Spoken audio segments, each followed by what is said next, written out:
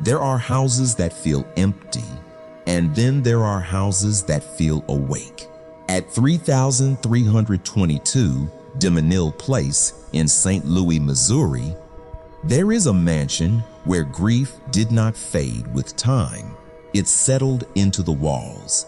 Long after the funerals ended, long after the last family dinners went cold, something stayed behind.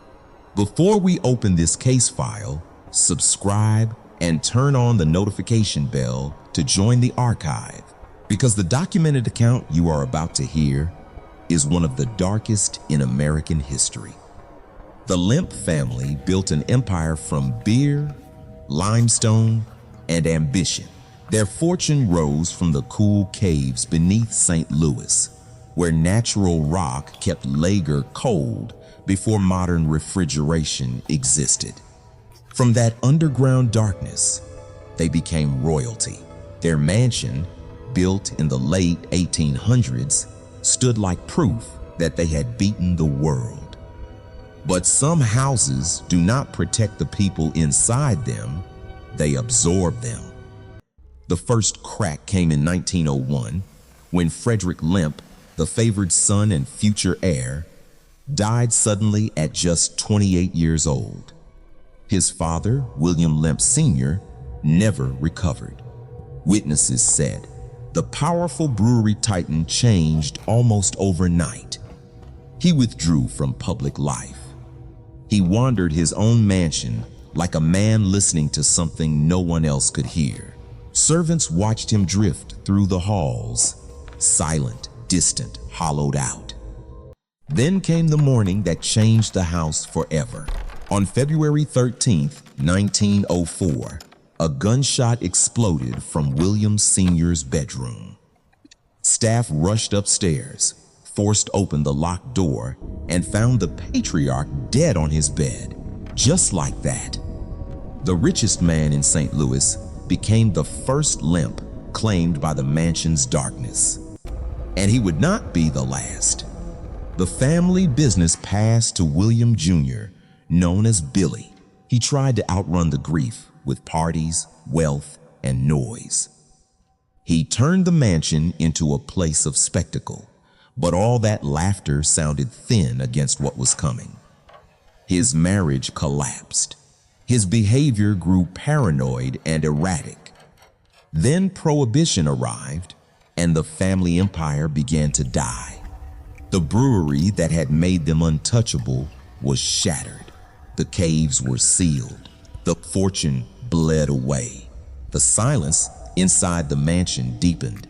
In 1920, Billy's sister Elsa took her own life in a nearby home.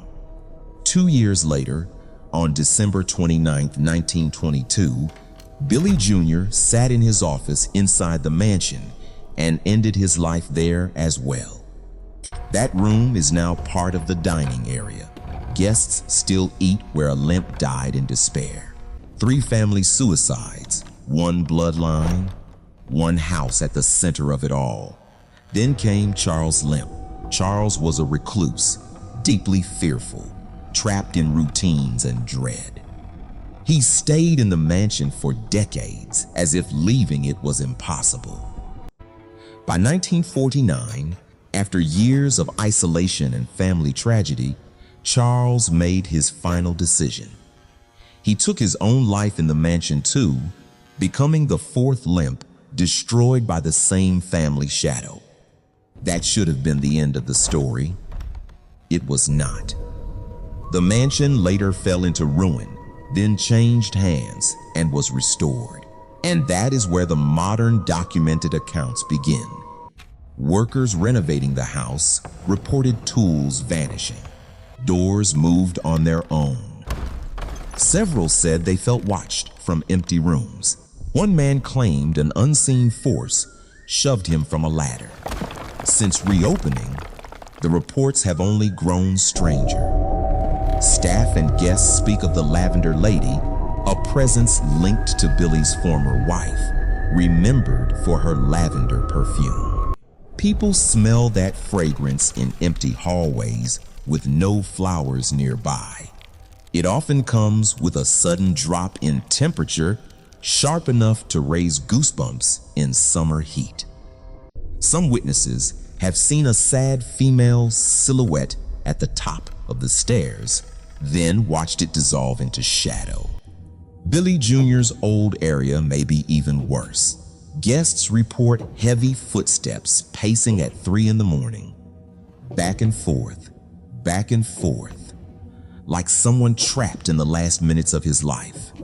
Doors lock by themselves, deadbolts slide shut, knobs rattle from the other side, and when staff open the room, no one is there. Then there is the attic. For years, St. Louis whispered about a hidden child called the Monkey Boy, a boy the family allegedly kept out of sight.